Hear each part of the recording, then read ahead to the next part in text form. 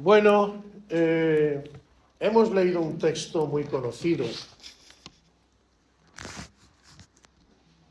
en Efesios. Yo creo que se ha debido de predicar mucho sobre él.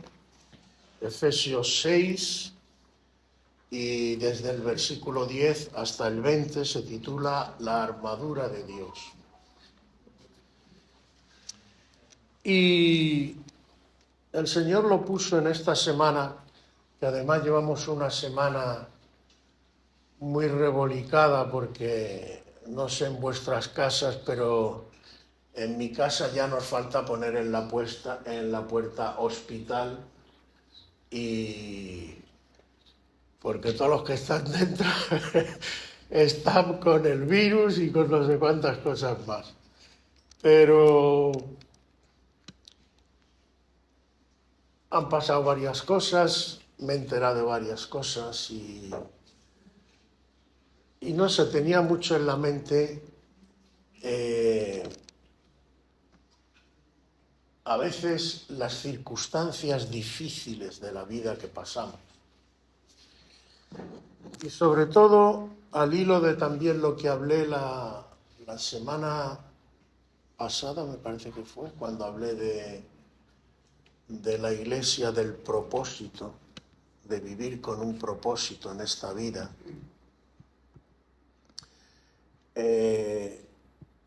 Claro, hay muchas cosas que, digamos que sobre el papel, en la teoría, está muy bonito, está muy bien y se puede entender, ¿no?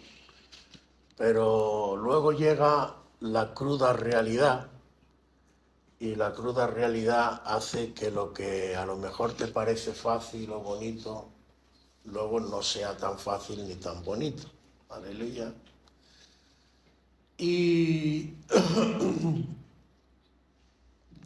una de las cosas, incluso que yo creo que tenemos hasta que pedirle perdón a Dios, me refiero a la Iglesia,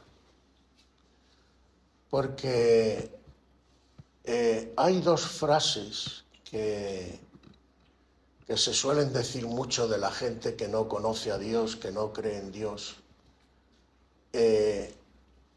pero que a veces tienen razón. Es verdad que el que no conoce a Dios, el que no ha tenido una experiencia con Dios, pues ciertas cosas las ignora, ¿no?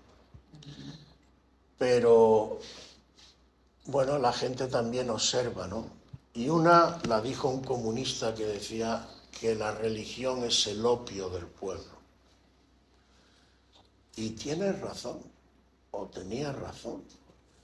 La religión, tal como la entendemos, muchas veces lo que sirve es para tener a la gente dormida y guiarlas por donde él quiere que vaya, ¿no? Lo que pasa es que la palabra de Dios, cuando nos presenta a Cristo, Cristo es una religión. Esa sería la primera pregunta que dejaría en el aire. La segunda consecuencia de esta es: ¿el verdadero cristianismo es una religión? Vuelvo a repetir, tal como hoy se entiende la palabra religión, porque la palabra religión viene de religar, y en el sentido original sí es una religión, porque se entiende que es religarte, abrazarte con Cristo. Pero tal como la entendemos hoy, la palabra religión sirve para que tú vayas, hagas una serie de rutinas, de cosas. Hoy voy a la iglesia, oro, tal, Como decía, cuando yo era pequeño se decía, ese se da muchos golpes de pecho, pero luego sale de la iglesia, se va al bar de la esquina, se pega 4 lingotazos, se va para casa, coge a la mujer y la calienta. Y ese es el religioso. Claro, la gente ve eso. ¿Y qué suele decir? Pues dice la segunda frase conocida, que es: yo creo en Dios, pero no creo en los curas, o no creo en los pastores, o no creo en... Y en parte también se puede decir que tienen razón, porque tú sabes que hay un texto en el libro de Isaías, creo que es, si no recuerdo mal, que el Señor a través del profeta le dice al pueblo de Israel: mi nombre es blasfemado entre los gentiles por causa vuestra. Es decir, cuando vosotros habláis de mí y dais mal ejemplo, la conclusión que saca la gente es que somos unos hipócritas que predicamos cosas que no vivimos. ¿Y que para qué quiero yo esa religión?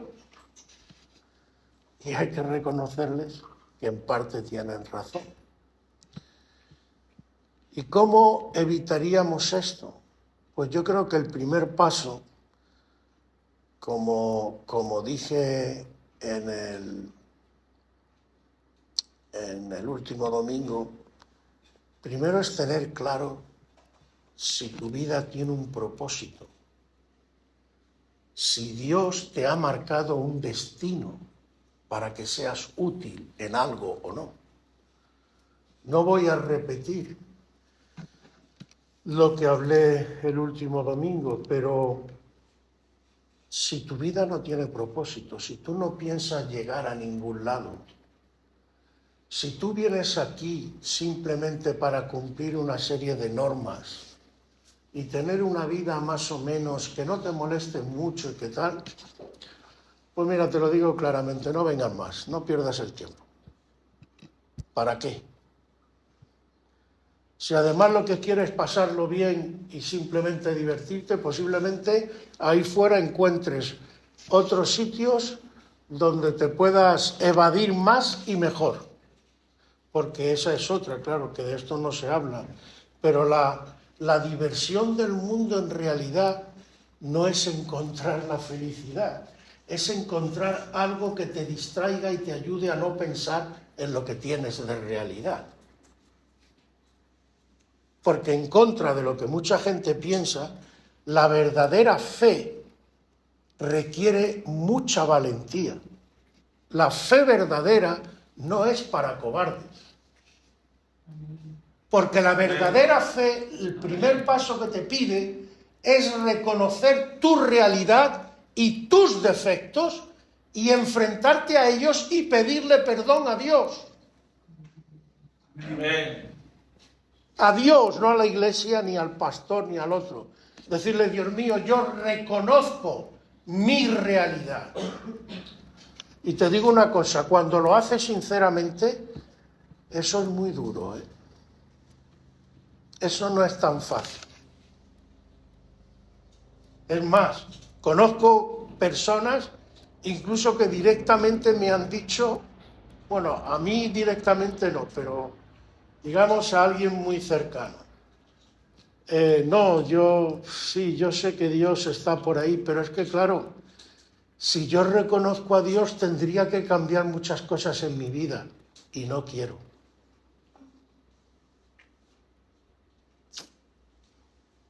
No quiero enfrentarme a lo que realmente soy y reconocer que por mucho que haga y por muy fuerte que me considere,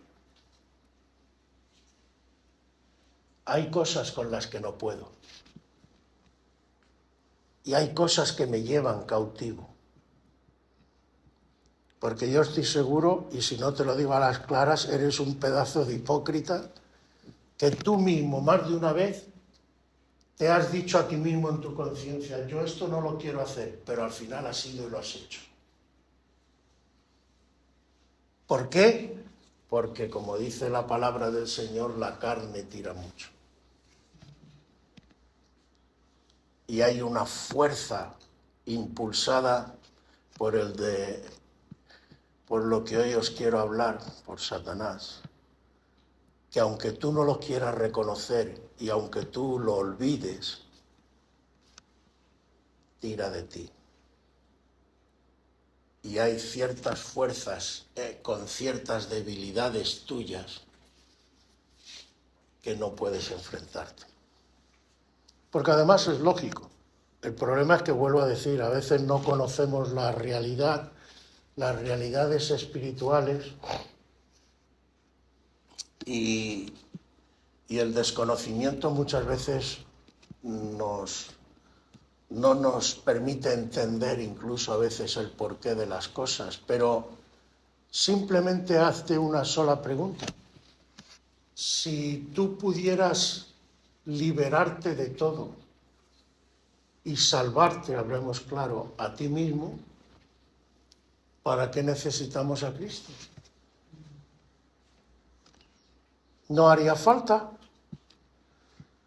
Cada uno haciendo su propio esfuerzo se salvaría. Pero la Biblia dice muy claro, que no hay justo ni uno.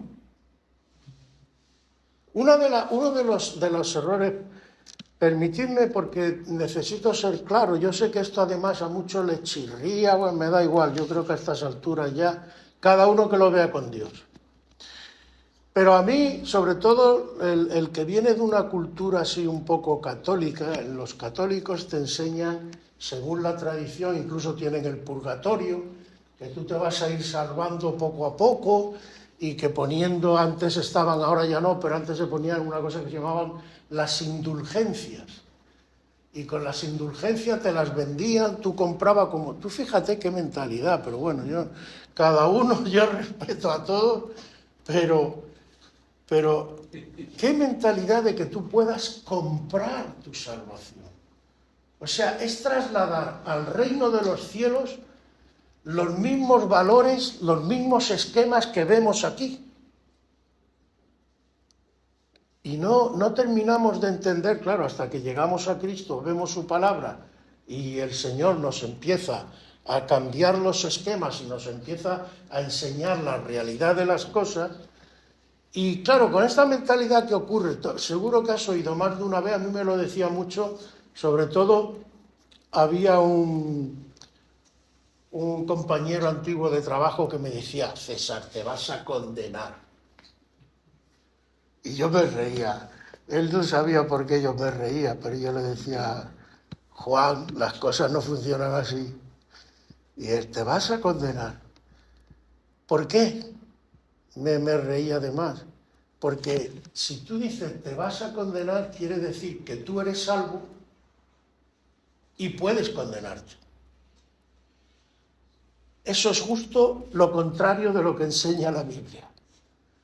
La Biblia dice que este mundo entero está caído, en pecado, está condenado. El Señor le dice en un momento dado, en una de las discusiones que tiene con la clase sacerdotal de la época, le dice: yo he venido a salvar lo que se había perdido, y usa el pasado. No dice lo que se puede perder. Yo he venido a salvar lo que ya está perdido. Y mi obra es rescatar eso. El mundo entero está bajo el maligno, nos dice en otro sitio. Es decir, el mundo entero está condenado. No podemos. El pecado es como una enfermedad espiritual. Imagínate una persona, yo qué sé, que tiene cáncer o que tiene SIDA. Dios no lo quiera nunca, pero para tener un ejemplo. Hay un periodo que tiene cáncer mismo y parece incluso que está bien, que está sano, puede hacer cosas y tal, pero la enfermedad está dentro y se está desarrollando. Una vez dijo Joe, se me quedaron las palabras, dice: yo a mis niños no les he enseñado a hacer el mal, pero lo hacen. ¿Por qué? ¿De dónde sale? Yo no le he enseñado a quitarle al hermano el juguete, yo no le he enseñado a ser egoísta, le sale natural. Y ahora yo pregunto: ¿de dónde sale eso? De su naturaleza. Entonces, la misma naturaleza, si tú la observas y prestas atención, te enseña que este mundo necesita una cura. Y esa cura solamente es Cristo. Ahora, luego viene lo siguiente, que es lo que hoy quería entrar. Vale, tú vienes a Cristo, lo aceptas. Pregunta, que también creo que es evidente. Bueno, ¿y entonces por qué no vemos en la Iglesia otra cosa? ¿Por qué en la Iglesia, y seamos también sinceros y claros, a veces pasan años y todo parece que está igual? O dicho de otra manera, ¿por qué no se ve un crecimiento? Algo, no digo que sea. A veces estamos batallando con un pecado durante 30, 40 años y no terminamos de soltarlo. ¿Qué pasa ahí? ¿Dónde está el problema? La pregunta es que hay gente, que me acuerdo que una vez un siervo de Dios lo dijo, hay gente que acepta a Cristo como Salvador, pero no como Señor. Entonces hay gente que llega a Cristo y cree que ya ha llegado. Pero no es así, hermano. Cuando tú vienes a Cristo y haces la oración que llamamos del pecador y le recibes en tu corazón y de una forma sincera y no fingida le dices a Cristo, entra en mi vida y cámbiame, tú empiezas un camino. ¿Tú sabes que a los primeros cristianos lo llamaban así, los del camino? Porque eran conscientes de que empezaban algo nuevo. El que está en Cristo, ¿qué dice la Escritura? Nueva criatura es. Pero cuando tú naces de nuevo y estás en Cristo y le has aceptado en tu corazón, tú espiritualmente, ¿qué nos dice la Escritura que eres? Como un bebé en Cristo. Y tienes que estar al cuidado de gente un poco con más experiencia, pero tú tienes que ir desarrollándote. Y el problema, y por eso yo creo incluso, porque esto afecta hasta a la sociedad, hermano. Cuando la Iglesia se debilita, la Iglesia se dedica a una religiosidad vana, hablemos claro. Y a veces criticamos mucho a los católicos, pero entre los evangélicos hay mucha religiosidad. Hay mucho evangélico que viene, aplaude, toca palma, está no sé cuánto, sale por la puerta y se olvida hasta de lo que acaba de escuchar. ¿Eso para qué sirve? Para nada. No sirve para nada. Y además no es la Iglesia la que te salva, ni la que te cambia, ni la que te transforma, ni la que te hace crecer. El que te hace crecer se llama Jesucristo. Y tú, todos nosotros, somos llamados a crecer y a madurar. Y tiene que llegar un tiempo, porque hay promesas del Señor, donde la Iglesia madurará. Y puede que ya esté llegando, yo creo de hecho, porque además el Señor no creáis que lo tiene tan difícil para purificar a la Iglesia. Algunos no sé qué ideas se hacen, pero el Señor lo tiene fácil para purificar a su Iglesia. ¿Cómo puede purificar el Señor a su Iglesia? De una forma además inapelable. Para que estén los que tienen que estar y que los que no tienen que estar se vayan. Te cuento una anécdota que me contaron, creo que la he contado aquí alguna vez, pero la cuento otra vez. En la antigua Unión Soviética había cultos clandestinos a veces, ¿no? Porque no podían manifestarlo. Y cuentan que llegan un par de soldados con ametralladoras de estas a una reunión clandestina que estaban haciendo en un piso. y se ponen allí en la puerta con la metralleta. A ver, ¿quién quiere morir por Cristo? El que no quiera morir por Cristo se puede ir. Total que unos cuantos ahí asustados van, se salen, se quedan otros pocos allí, y entonces dice el soldado, suelta la metralleta y dice, venga, ya podemos empezar con el culto porque se han ido los falsos. Aleluya. Dios a veces, ¿por qué permite las persecuciones? Porque en las persecuciones permanecen los que de verdad llevan a Cristo en el corazón. Pero Dios ama a su iglesia, incluso a los que están tibios, incluso a los que no se han dado cuenta de ciertas cosas. Y Dios quiere llevarnos a la madurez. Bueno, todo esto, ¿por qué lo digo, hermanos?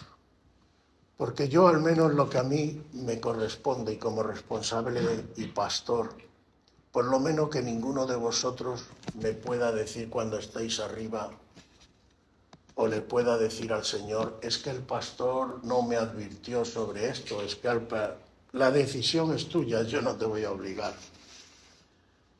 Pero que no vayas engañado arriba.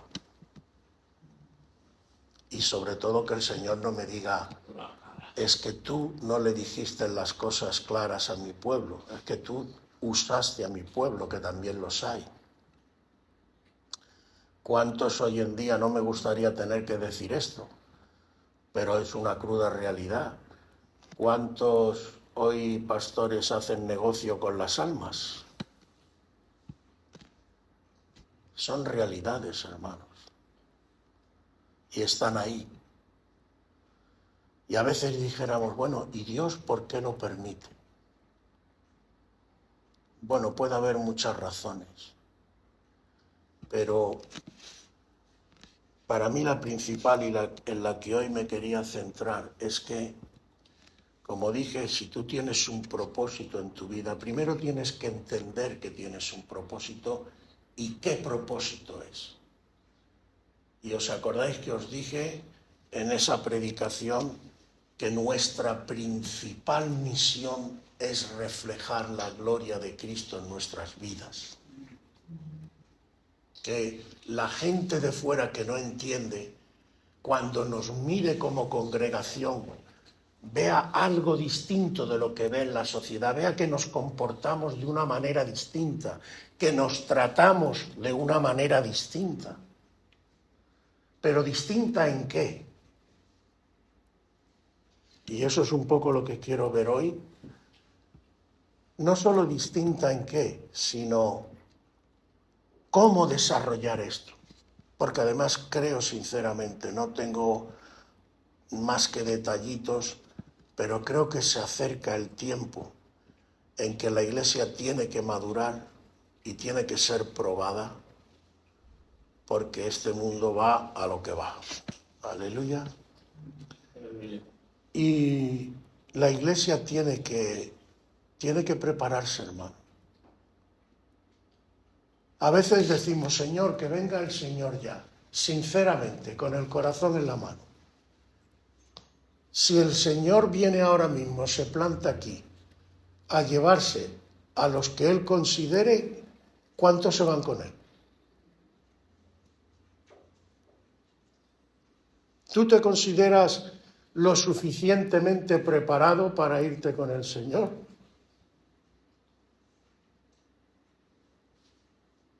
Y el Señor dice que del día y la hora nadie lo sabe y que vendrá como un ladrón en la noche. ¿Por qué el Señor nos da tantas advertencias? Que es otra cosa que entendemos mal. Queremos saber los detallitos. Bueno, pues el anticristo, el chip, el no sé cuánto, el 666, el Armagedón, que no saben ni lo que es el Armagedón. Yo he visto no sé cuántas películas de Armagedón. Ninguna de ellas refleja lo que dice la Biblia del Armagedón. Todo eso lo queremos saber. Pero parece que ninguno se pregunta, Señor, ¿qué tengo yo que hacer para que cuando esto suceda yo esté preparado y esté contigo. A mí como pastor me ha venido otra cosa que me llama mucho la atención. Me viene gente a preguntar cómo evadir los mandamientos de Dios. Por ejemplo, qué sé yo, bueno, Señor, ¿cómo sería un divorcio, pastor, que no ofenda a Dios?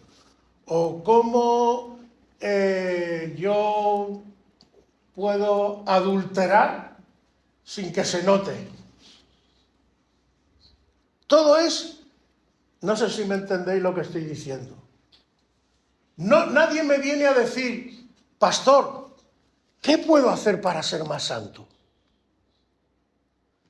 Pastor, ¿qué puedo hacer para tener una mejor comunión con Dios? No. Casi todos los que preguntan es, ay, pastor, bueno, son conscientes de que han metido la pata en algo y dicen, ay, ¿cómo me puedo librar del castigo de haber metido la pata en esto? ¿Pero es eso lo que Dios espera de nosotros? Llevamos cientos de años. Nunca vamos a alcanzar la madurez que Dios espera de nosotros. Quizás la pregunta ¿es inalcanzable? ¿No se puede lograr? ¿O es que no estamos escuchando lo que Dios de verdad nos está diciendo? A veces nos enredamos incluso entre nosotros, pero mirad lo que dice, empecemos por el texto de hoy. Bueno, además, ¿cómo para tú crecer y desarrollarte? Una de las cosas que no contamos, y es por ejemplo lo que hoy podemos ver en el mundo material con los virus, por eso me estaba acordando también de todas estas cosas, a veces no contamos que no basta con que tú quieras desarrollarte en el Señor. Hay un enemigo que te va a poner trampas, que va a luchar contra ti.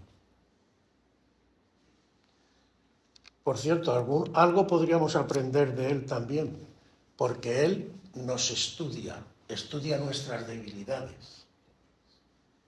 Y nosotros parece que no queremos saber mucho de debilidades para fortalecernos. Pero bueno, si tú tienes que desarrollarte, exactamente igual que pasa en la vida natural, los niños en el cole empiezan a coger enfermedades de todo tipo. Se tiran 2 o 3 días pachucho, pero ¿qué está pasando en el cuerpo del niño esos 2 o 3 días pachuchos?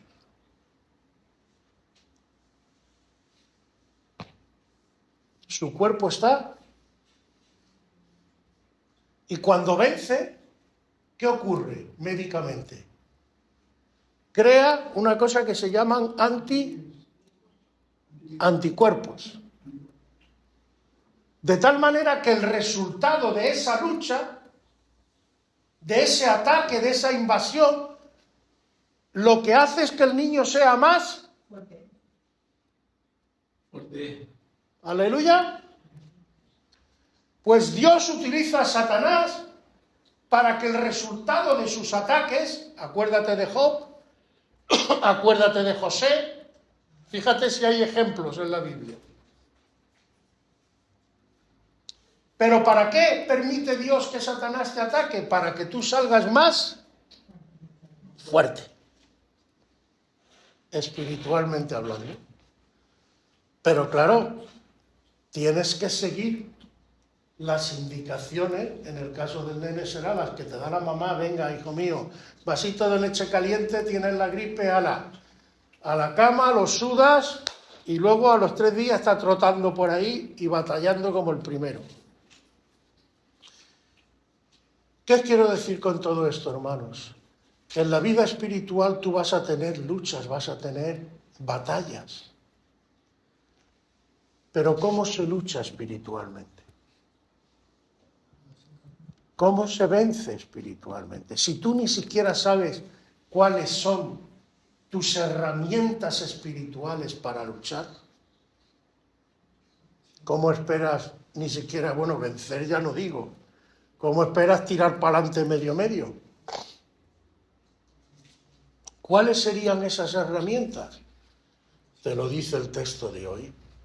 Dice, por lo demás, hermanos míos, fortaleceos en el Señor y en el poder de su fuerza. Es decir, no te fortalezcas en tu poder ni en poderes de este mundo.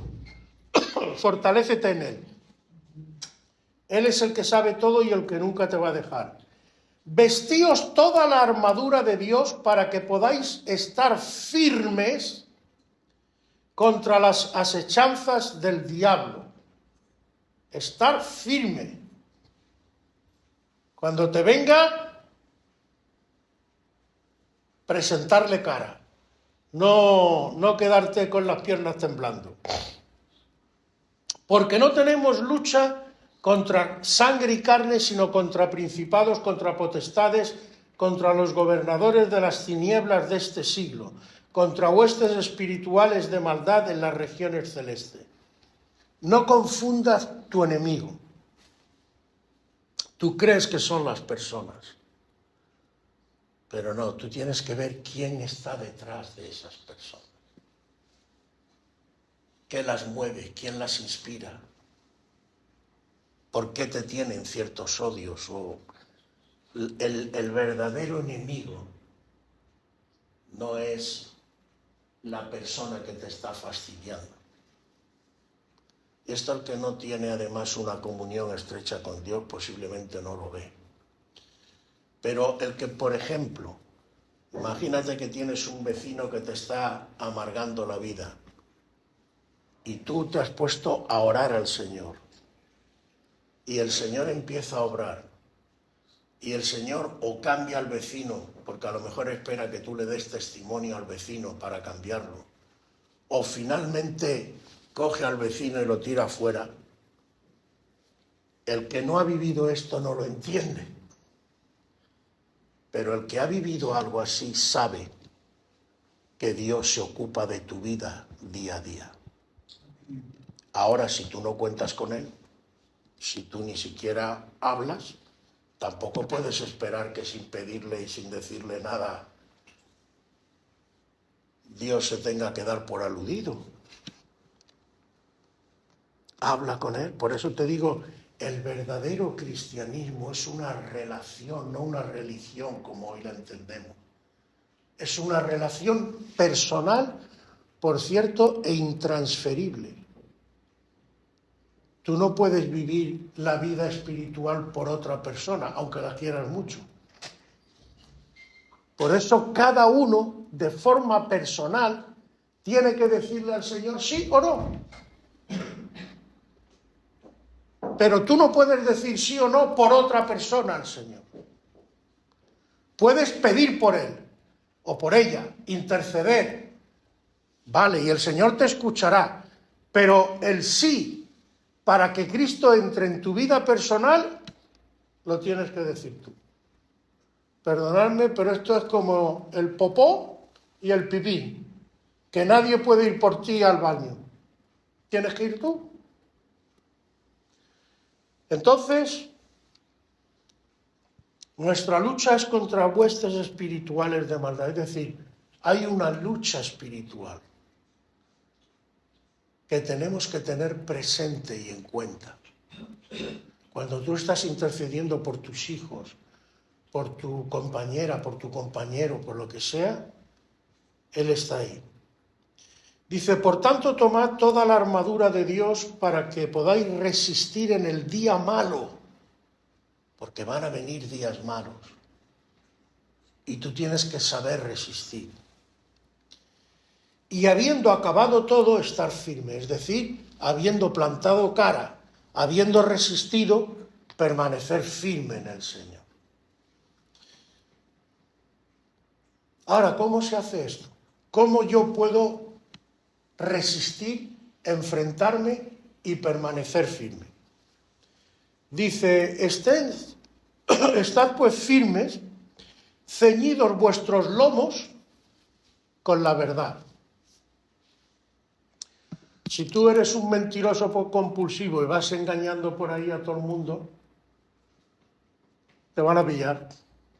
Hay un refrán español que dice, se coge ante a un mentiroso que a un cojo. Y cuando te pillen, ¿qué va a pasar? Pues que te van a dejar baldado. ¿Por qué? Porque la gente dice, este tío es un hipócrita. Va de santo, pero mira, larga más mentira y engaña más a la gente que todos. Entonces, tu testimonio para abajo. ¿Qué más sigue diciendo? Vestido con la coraza de justicia. ¿Qué protege la coraza? ¿Y qué está aquí dentro? El corazón. El corazón. Si tú eres una persona injusta y haces injusticia sobre los demás, contigo no van a contar para nada, y más si vas de bueno. Entonces estás herido en el corazón. Estás herido de muerte. Sigamos. Calzado los pies con el apresto del Evangelio de la paz. ¿Sabéis lo que es el apresto? El apresto en español significa estar preparado para algo. Entonces la idea es que los pies te sirven para caminar por la vida, ¿no? Entonces te está diciendo, vamos a decirlo de otra manera para que lo entendáis, que tus pies al caminar estén preparados para anunciar el Evangelio. Eso es lo que quiere decir esa frase. Que estés siempre, en cualquier momento, aunque te sorprendan, preparado para anunciar el Evangelio. Aleluya. Aleluya. Sobre todo tomad el escudo de la fe. ¿El escudo para qué sirve? Sobre todo de las flechas, ¿no? Y de los ataques con algo. Entonces, la fe, cuando tú confías en Dios plenamente, la fe va a hacer que esos dardos que te pueden dejar herido, o esa espada que viene contra ti, no tenga el efecto que el enemigo quiere. Y Dios te restaure. Cuando te sientes que has fallado, que has caído, por eso el Señor dice, arrepiéntete y vuelve. Y tu confianza, la fe es confianza en alguien, que tu confianza en Dios esté estable, siempre con la fe. Aleluya. Amén. Que dice, con que podáis apagar los dardos de fuego del maligno. Y tomad el yelmo de la salvación. ¿El yelmo qué es? La salvación. Salvación viene de salud, de sanidad.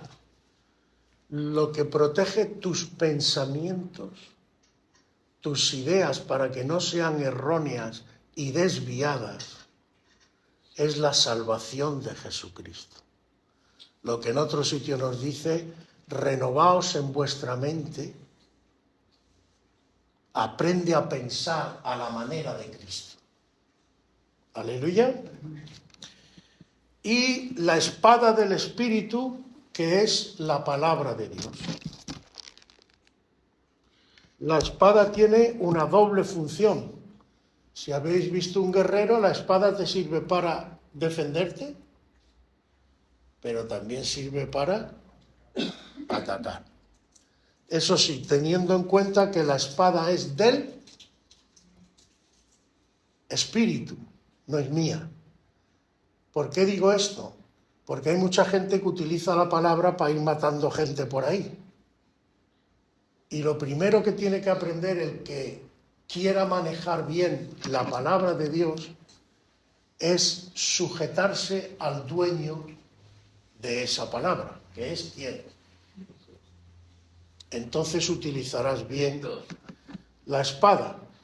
Y sigue diciendo, orando en todo tiempo con toda oración y súplica en el Espíritu y velando en ello en toda perseverancia y súplica por todos los santos.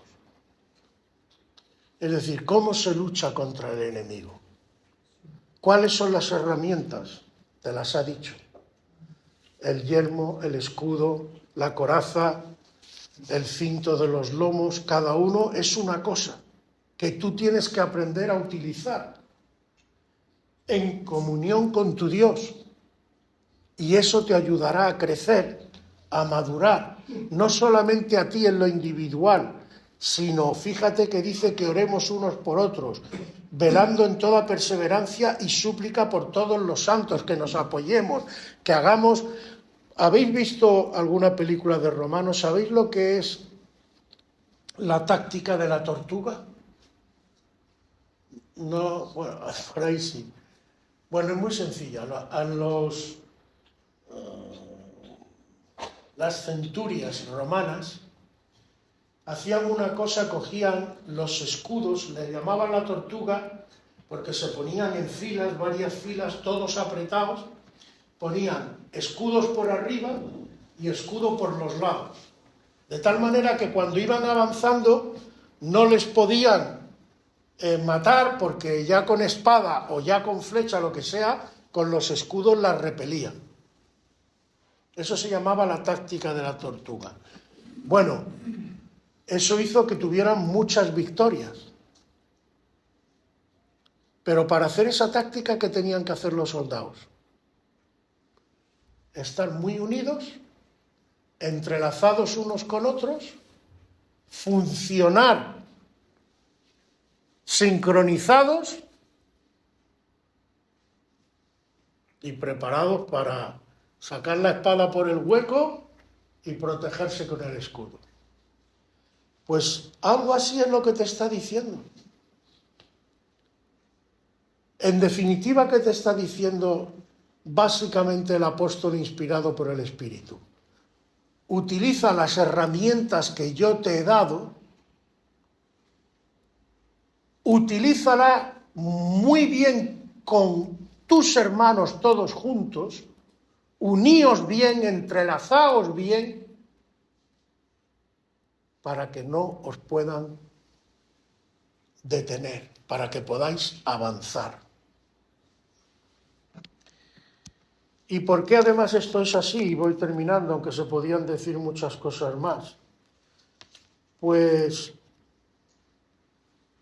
si nos vamos a Romanos capítulo 12,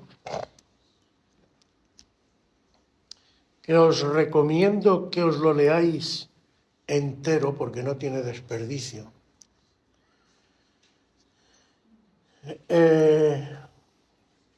Hay un versículo, a ver si lo encuentro, que dice, aquí,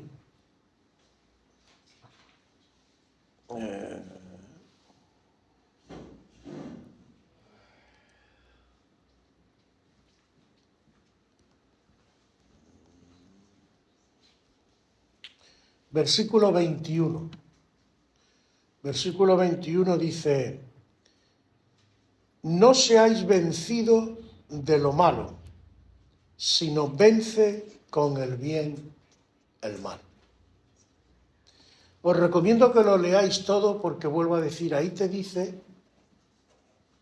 cómo se hace esto de vencer al mal con el bien. ¿Romanos qué, pastor? Disculpe. Romanos 12, 21. Romanos 12, 21. Okay. Por ejemplo, te leo un par de versículos para que... Pero léeroslo vosotros. Versículo 9. El amor sea sin fingimiento, aborreced lo malo, seguid lo bueno. Amaos los unos a los otros con amor fraternal, en cuanto a honra, prefiriéndoos los unos a los otros. En lo que requiere diligencia, no perezosos, fervientes en el espíritu, sirviendo al Señor, gozosos en la esperanza. Si te lees todo el capítulo, te vas a dar cuenta de todo lo que te dice el apóstol, que tendrían que ser los signos visibles de lo que es una iglesia que al Señor le agrada. Y termina diciéndote, todo esto es así porque la manera de luchar contra el mal no es con más mal. La única manera de vencer al mal es hacerlo con el bien. Porque si no, lo que se amplifica cada vez más es el mal. La Iglesia tiene que luchar contra el mal practicando el bien, perfeccionándose en el bien, igual que Cristo hizo. Aleluya. Y Dios estará con nosotros. Jesús no nos va a dejar. Jesús además, vamos a ver, si es que hermanos, sabemos más que Él. Somos más poderosos que Él. No es digno de confianza. La otra vez en la última predicación, ¿os acordáis que os dije? ¿Tú piensas que Dios no tiene todo calculado? ¿Tú piensas que Dios trabaja a ciegas? Hoy te pregunto, ¿tú piensas que Dios no sabe lo que tiene que hacer con su iglesia para echar definitivamente a Satanás? Es más, yo a veces lo que pienso es que si fuéramos más dóciles al Espíritu y menos resistentes, probablemente el Señor tardaría menos en arrojar a Satanás del mundo. Somos nosotros el gran impedimento. Porque lo que sí está claro, porque está escrito, es que Dios se quiere presentar a sí mismo delante de Él una iglesia sin mancha y sin arruga. ¿Cuánto tardemos en que eso se cumpla? Cuanto más dóciles al Espíritu, más desarrollará el Señor su plan. Y esa es la parte que nos corresponde. Aleluya.